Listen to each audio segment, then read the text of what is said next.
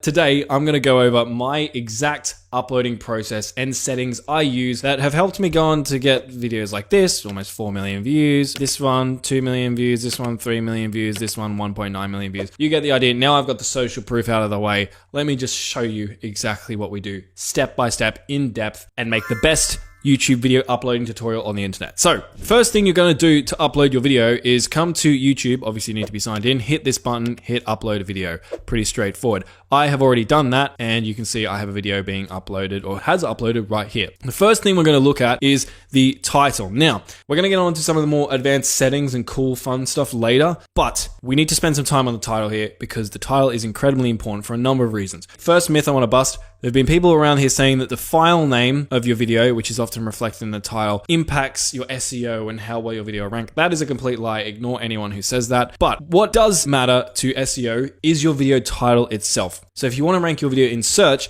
getting this right is the most impactful thing you can do. The thing is though, not every video is designed to get the majority of its views from YouTube search. So let me give you an example. Let's go this video that I showed you earlier.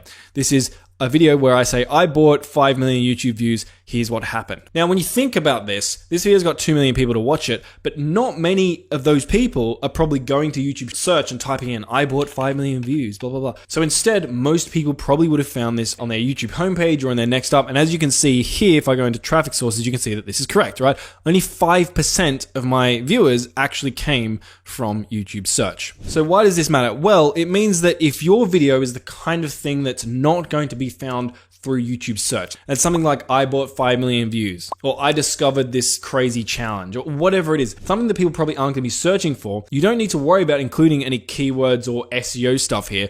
Just focus on making this title as clickable as possible. The more clickable it is, the more likely it is the algorithm is going to promote that video to viewers on the homepage, on recommended, and your video is going to get a lot of views. However, if your video is the kind of video that is likely for people to search for it, so tutorial videos are a good example of this, like how to change a light bulb, for instance. In those sort of instances, it's very important that you get keywords right, because otherwise your video is not going to show up. And the reason I'm telling you all this here is creating the right title that's going to get you the most amount of views really depends on the type of video you're posting. And you need to evaluate your video, figure out which of the two buckets I've just mentioned it best fits in, and then write your title accordingly. I might turn gain into get because I'm a dumb Australian who doesn't like long fancy words. Then I might come over here and type get analytics access to a YouTube channel like a pro. Because what I think viewers who want to find a video like this are going to most likely be typing into YouTube is something like how to get analytics access to a YouTube channel. And so I want to make sure those keywords are in my title. Now you can use a keyword research tool like vidIQ, for instance, to dive a lot deeper into the best keywords and search phrases to include in your title. But for now, I'm just going to leave this and move on to the next part of our video, which is the description. Now, the description is something that people get wrong all the time.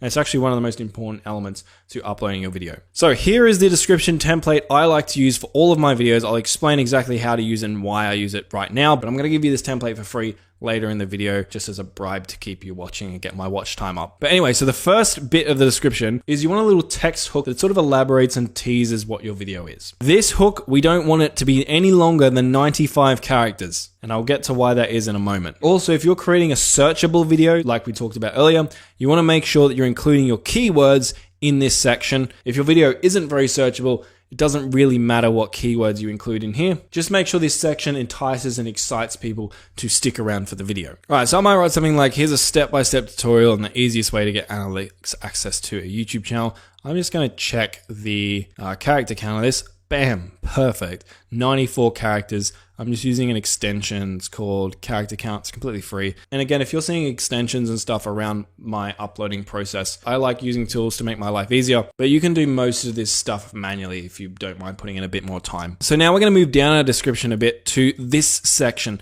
This is what I call your first call to action. And a call to action is where you promote something. And if you have a product or service, obviously this is the perfect place to put it. And you might be thinking, but Marcus, I don't promote anything. I don't have a product or sponsor or whatever. That's fine. Promote another one of your videos here. If someone clicks on your video and then they click on your call to action, you've now turned one view into 2 views. So don't miss out on that opportunity. And you want to copy the exact spacing and character counts I mentioned here, because what we want this to look like is, let's go to a video on YouTube, good old Grammarly ad. What we want our description to look like is this. So you're gonna have your first text hook, that's the first thing people are gonna read, and then you're gonna have your call to action here with the link showing up, whether that's to your product, service, or another YouTube video. And this is all gonna show up without people having to click on the more button. You don't wanna push this link down to another row, because if you do, then people aren't actually gonna be able to click on it without clicking on the more button. Now, speaking of links, this is something else that people stuff up. If you're linking to a product or a service or a website, then try to have a unique tracking link for every single video.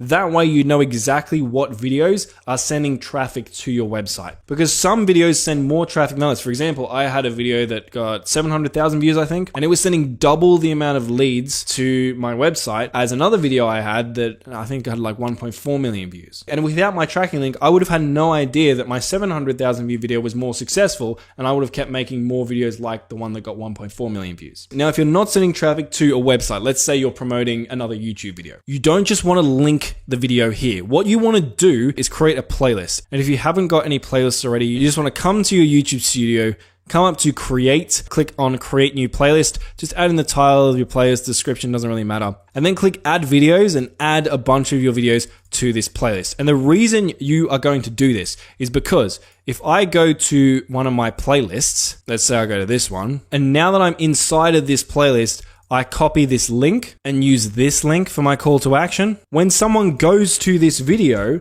and clicks on this link, not only is it going to actually open up the video, but it's going to open up the video inside of a playlist, like you can see here, which is good because one, it pushes down all of the recommended competitor videos and make it harder for viewers to see them. And they have to scroll all the way down here to see these videos.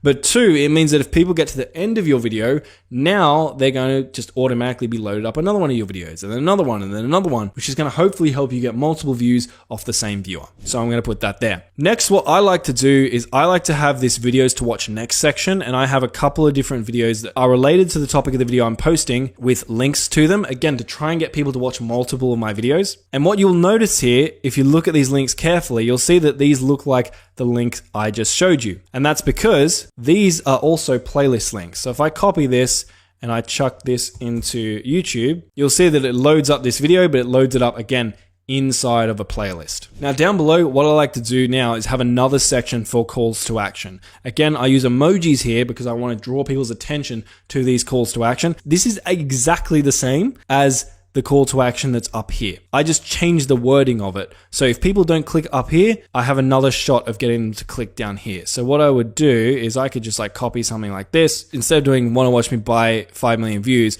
I could just do something like, I spent $80,000 buying views, watch what happened here, which is actually true, by the way. And again, I'm just going to promote the exact same thing. So now I've got the opportunity to try and get people to do this thing. And then below that, I'm just going to have any other calls to action that I want to promote. So this could be maybe your social media. For me, it's an email list. I highly recommend people promote an email list, especially if you're an education type channel, because it means if anything ever happens to your channel, you have all the email addresses of your subscribers, and so you can just email them your new videos or your new offers or products or whatever it is. Now below that, I like to have a little quote. I don't know if this actually makes a difference, I just like it. I'll then have my contact information for brands, and then below that, I will have a bunch of hashtags. Now, I get a bunch of questions about these hashtags. Firstly, people ask, is it not allowed by YouTube? And the answer to that is no. If you read YouTube's terms and conditions, they say you can have up to 60 relevant hashtags, and I usually have about 50 here. And when you link a hashtag in your video, it's going to, one, show the hashtags at the top of the description. But if you click on those hashtags, it's also going to make your video show up when people type in that hashtag. Now, do many people type in hashtags?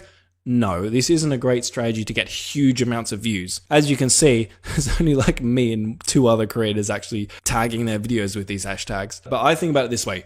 It can't hurt. It's not going to make me get less views. And if your videos are all around a similar topic, I normally just copy and paste the same list of hashtags, but just be careful doing that if your videos are very different, because YouTube terms and conditions say you need to make sure your hashtags are actually relevant to the video that you're posting. Now, if we keep coming down, we end up in the custom thumbnail section. Now, quick note here, if you don't see this section, it's probably because you haven't verified your channel. So if you have a new channel, what you need to do is come into settings, then you want to go to channel, then you want to go to feature eligibility, and in here you can see this is a new channel, right? I'm not eligible for these other two features because I haven't verified my phone number. So you would just need to verify your phone number, and then you'd also need to verify a valid ID to get access to the last one. And that's going to allow you to do things like custom thumbnails, upload videos longer than 15 minutes, etc., etc. But anyway, back to thumbnails. We have upload a file, which can upload a singular file. You can auto-generate a thumbnail, which is usually horrendous, and you can test and compare, which is going to let you upload multiple thumbnails and test them against one another. Now, I do think the test and compare option is the one you should go with. I've heard people saying test and compare actually hurts your videos. I haven't found that, and a lot of my other YouTuber mates who are much smarter than me haven't found that either. So what I would do is you just come in, click on this, and then you upload multiple different thumbnails. So I might just upload this one, this one, this one.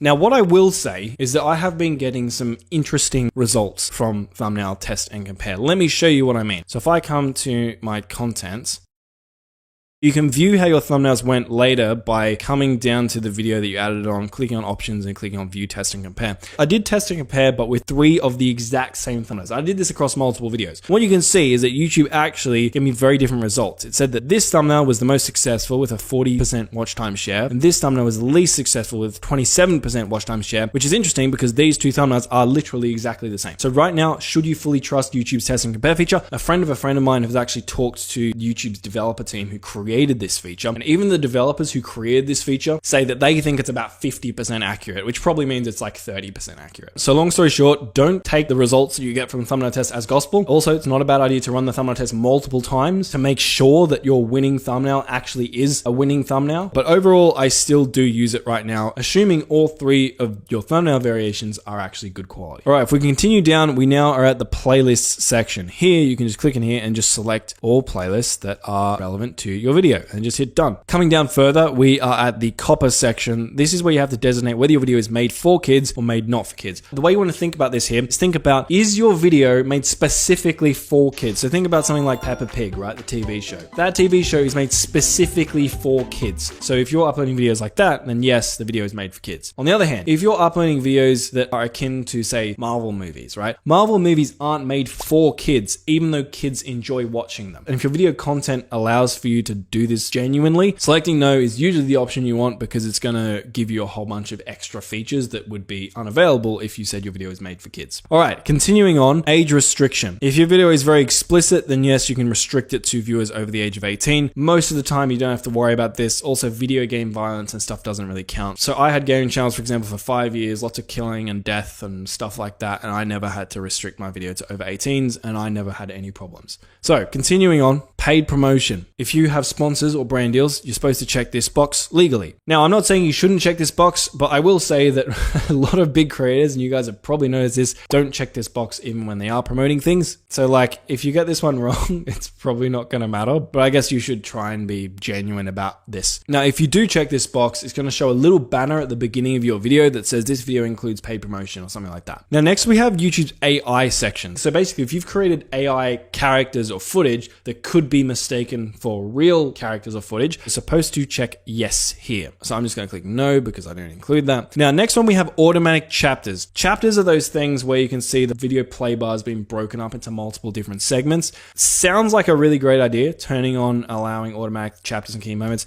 I hate it because YouTube's AI often gets it wrong. So I would turn it off if you want to add those sections or segments to your video, which, as you've probably seen from my uploading process here, I don't think it's necessary. There are times where I think chapters can sort of hurt retention because people see the upcoming chapters and they just skip to them. But of course, that's not every video. So if you do want to add chapters, I would do it manually. The way you would do that is you'd come up to your description and you would type 0:00 and then type the name of your first chapter. Then you'd come down and type the timestamp where that chapter ends. So let's say it's 0:20, then type the name of the next chapter that's going to be. So it might be intro, you might say 0.1, and go 0:50, 0.2, 150.3, etc., etc. You don't have to have these spaces, I just added them in for some reason. And that'll make those chapters appear inside of your video. Now, an important thing to note, if you are doing chapters, try not to spoil your video. So I see a lot of people do this. In their chapters, they basically spoil the content and make it so the viewers don't actually need to watch. So for example, if I had a chapter in this video that was like, why chapters don't matter. You're going to be watching the video and you're going to see that little chapter with its title and be like, okay, he said chapters don't matter, so I don't need to watch this. I'm just going to go to the next step, and people are going to skip. If you are doing chapters, when you're titling them, try to title them in a way that doesn't make people think, oh, I already know this, or I already know what's going to happen, and just skip to the next interesting part of your video. All right, going back down, continuing on. Allow automatic places. We don't want YouTube to dox us, so let's take that off. Next, automatic concepts. Turn that off. You don't want that. Next, we have tags. Now, tags in 2024 and beyond basically don't matter. I do use tags, and my rationale reasoning for that is the fact that YouTube has still included them means that they are somewhat relevant to some degree, but in my experience, the difference tags make is so minute that I put very little effort into this. I will basically just use a tool like vidIQ. I'll type in like one keyword, just copy all of the related keywords that show up and paste them in here in bulk. So it would literally take you like 20 or 30 seconds to do this, and I don't think you should even bother spending more than that amount of time on tags. All right, continuing down. Video language, you can select that here. Caption certification, leave that at none. Recording date, I don't know why they have this. Almost no one uses this feature, but I guess you can add the recording date of your video if you really want to. Now, license and distribution. If you select standard YouTube license, it means that people aren't supposed to take your video and re-upload it themselves. If you select Creative Commons attribution, it means that people can re-upload your video or re-upload parts of your video as long as they give you credit. Now, I like to leave it at Creative Commons attribution because I think, well, if someone wants to re-upload my video and credit me, it's like free promotion. It's free marketing for me. Why would I not want that? So most people have it as standard YouTube license because they don't want people to steal their content. I'm like, you want to steal my content and promote me in it? Fine, like go for it. Please be my guest. Cool. Next one is allow embedding. If you have this checked, it's going to allow people if they want to embed your video into their website. Same thing here. If people want to embed my video into their website, it's free marketing, free views for me. Of course you can do that. And the next one down here, this is a really interesting one. So publish to subscriptions feed and notify subscribers. Now, when you check this, it means when you post your video, it's going to end up in your viewers' subscriptions feed and notify any people who have the bell notification turned on. And you would think that you would want to leave this on. Here's why not. So if you post a variety of different types of videos, let's say you've been posting a bunch of Minecraft videos and then you go and post a guitar tutorial video. If you have your publish to subscriptions feed and notify subscribers checked, in the beginning, YouTube's going to be more likely to promote your guitar tutorial video to the viewers who watch your previous videos, who are interested in Minecraft, not guitar tutorials. And so those viewers don't click, they don't watch, and sometimes that can get the algorithm confused and it thinks, well, this is just a bad video. Maybe it's the best guitar tutorial in the world, it's just been promoted to the wrong audience. Sometimes YouTube doesn't seem to be smart enough to figure that out. So in my opinion, think about it like this.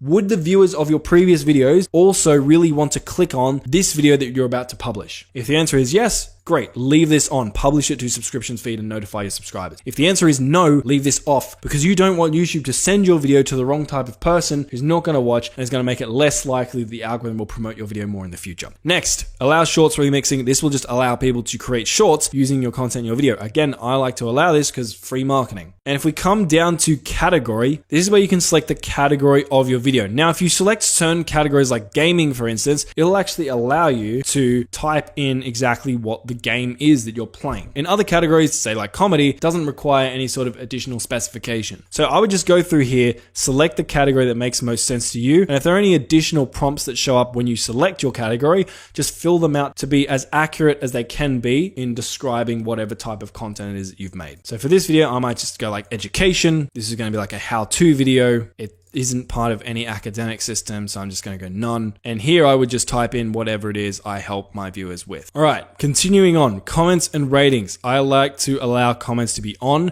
For comment moderation, I like to have it at basic as well. If you get a lot of hate comments and you can't handle them, you could put it at strict or hold all, and that will only allow comments to get approved to be published to your video. Basic's pretty good in my experience. And last, you can choose how you want to sort your comments by. Always leave this at top because that's how most videos on YouTube are sorted. And of course, you want to allow people to see how many people liked the video. Otherwise, people will think you're weird and you're hiding something. So now we've done all of that stuff, we can just hit next. If your channel is monetized, you can come here and click on, which will mean that your video is going to show ads. Now, if your video is over 8 minutes in length, you can actually insert mid-roll ads into your videos. So there's going to be ads that play not just at the beginning of your video, but during your video. But if you're at the point where you have 1,000 subscribers and 4,000 watch hours, which is how many you need to monetize, you probably already know how to do that. So I'm just going to keep going. Cool. Next is ad suitability. So basically, you just want to go through this questionnaire and just answer all of these questions as accurately as you can. So I might just have that. Adult content, there's going to be none. Violence, none. Harmful acts, none. Recreational drugs, none. None. Cool. None of this is that. So then I can just hit submit rating and then I'm going to hit next. And you always want to try and be as honest as you can in this section, because if you stay honest there, YouTube is going to basically allow you to continue moderating your own content. But if YouTube picks up that you're lying about what's actually in your video, then they're going to stop trusting you, and they might actually need to review your videos, which could take some time, meaning that if you want to post your videos right away, you're going to miss out on a chunk of ad revenue while YouTube are reviewing your ad suitability. So next, we're into video elements. You can add subtitles here if you want to reach a broader audience. YouTube automatically adds subtitles for most languages. I just let YouTube do it because it's pretty good. Next, you can click on add an end screen. What an end screen is that video box or playlist or channel subscribe icon that pops up at the end of a YouTube video to do whatever it is you want it to do. So you can import an end screen from a previous video, and we're just going to create one custom for this tutorial. So I'm going to click add. So YouTube has a couple of different templates you can use here. What I like to do personally is I like to promote a video. So your video is going to pop up here. What you can do is you can click on this, and I like to drag this out like that to make it as big as possible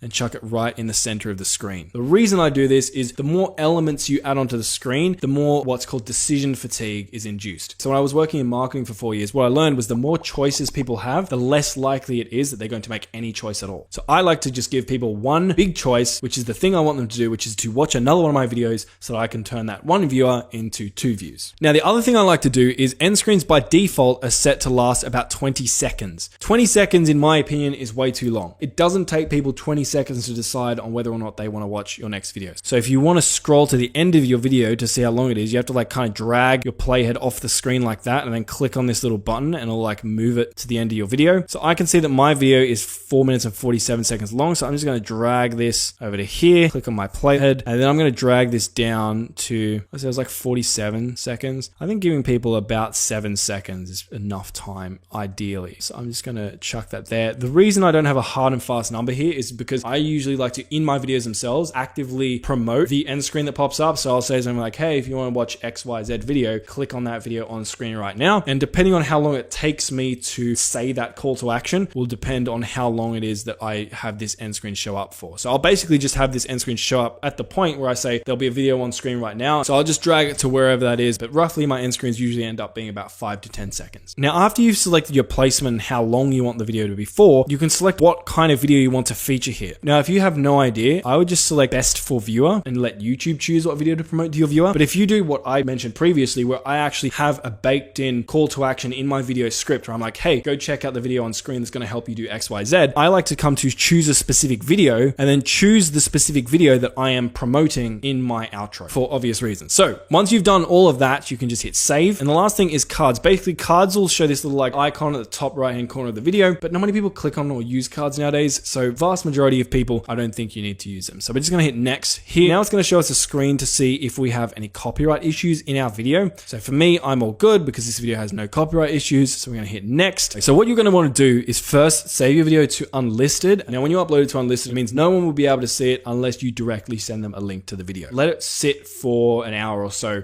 while it publishes the HD version of your video. Because if you just upload your video right away to public, the video might have only processed to standard definition. So when people watch it, it's not going to look very good. Also, YouTube might not have checked whether or not you have any copyright violations yet in your video, because also that can take some time sometimes. So you might find that you upload a video, you post it, and YouTube's like, hey, this video has copyright issues. And at that point, you've posted it and it's too late. So upload it to unlisted until all of your copyright checks and your high definition version of your video is processed. Mine, you can see it already has down here from these icons, but a lot of longer videos might take some more time. Now, what I personally like to do is come down to schedule, and I like to schedule the video to go live at my peak time. So when most of my viewers are active. So that vidIQ extension I told you about that I've got installed tells me that my best times to post are between 12 and 2 a.m. So I could just select whatever day I want my video to go live on, and then I would select 12 a.m. so that it goes live at the beginning of my peak time. Now, if you don't have vidIQ installed, something you can do is you go to your YouTube channel, you go to YouTube Studio, then you're going to go to your analytics, then you're going to come to audience, the audience tab. And if you scroll down, you should see this little thing here. It's going to tell you when your viewers are online. So if I hover over these boxes, the lighter purple you see, the more viewers are online. So these dark purple sections, it means not many of my viewers are online. If I hover over this, you can see that. But if I hover over these sections, for example, like from 12 to like 2, 3, 4 a.m., that's when the majority of my viewers are, which is what vidIQ just told me, right? I should be posting around like 12 a.m. But quick thing, bear in mind, if you have a really small channel and you don't have much data, unfortunately, this section of your analytics is not going to show up. In saying all of that though, don't worry too much about publish time. A lot of people make a big deal about what's the perfect time to publish out to get more views. It really doesn't make that big of a difference. But coming back to actually publishing our video, you might see this option down here set as Premiere. What this will do, if you select this and you hit set up Premiere, you can select like a countdown timer that might look something like this, and you can choose what you want the length of the countdown timer to be. So you can actually make a trailer for your video that people can watch before your video goes live at the scheduled date. And you can also add redirects, which would allow you to sort of like stitch together multiple live streams or live events. I never use this. But anyway, if you're creating a really big, massive, exciting video, I like to set it as a premiere to try and sort of build a bit of extra hype within your audience. If you don't really have an audience at the moment, then setting it as a premiere doesn't really matter. But I would say try not to do too many premieres, because if every single one of your videos is a premiere and you're uploading frequently, then eventually when you do premiere a video, people are just going to be like, well, he always premieres. Like, it's not really that special. So I try and be selective with this. So when people see me publish a video as a premiere, they're like, oh, this one's special. And so if you hit that, your video is going to show up as scheduled like this, just sort of build hype for when the video is supposed to go live. And when the video does go live, there's going to be like a live stream chat where viewers can interact, and you can interact with your viewers while everyone's watching it for the first time and cool stuff like that. And now all of this has been done, you just hit schedule. Close this out, and you can see that the video has been scheduled like so. And if I go to my channel really quick, I need to do this really quick because I need to delete this premiere because it's going to make my channel look stupid. Let's load it up. If I go to my homepage, here, you can see it right here. So you can see upcoming, how to get analytics access to a YouTube channel, blah, blah, blah. If I click onto this, you can see that I've got a premiere and there's one person currently waiting, and the kind of the wait looks like this. Anyway, I'm going to delete this really quick so people don't see it. Oh, this is stressful. A lot of people go through this and think that just by publishing their videos properly, it's going to help them get more views. It's actually more about, well, actually, I have a whole video on this, so I'm not going to get into this now because this video's already been super long. Video on screen. Go watch that video. Make sure you do all that stuff first, and then come back to this publishing guide. Then publish your video like I've just shown you here, and you're going to give it the best possible chance of getting more views. So go check out that video, and I'll see you on the next one. See ya.